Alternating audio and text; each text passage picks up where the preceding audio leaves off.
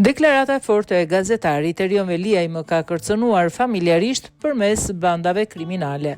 Gazetari Artan Hoxha ka deklaruar se Erion Veliaj e ka kërcënuar familjarisht përmes bandave kriminale, teksa komentoi votën e Këshillit Bashkiak që propozoi shkarkimin e Erion Veliajt nga detyra.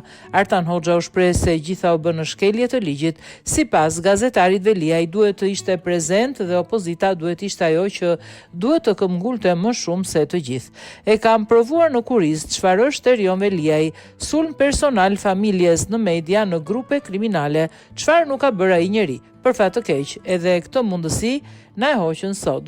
Veliaj nuk duhet ja bënin këtë që bën sot, se është në shkelje. Prisja që opozita të kërkonte me çdo kusht prezencën e Erion Veliajt aty. Ti sabotonit seancën, të bëni çfarë të donin. Erion Veliaj duhet të ishte aty, e vonë para një procesi, pa qenë vetë aty. Këshilltarët e Partisë Socialiste që janë aty, Veliaj i ka qymtuar vetë. Sot korja të qëmbolli ka rrëfyer Artan Hoxha.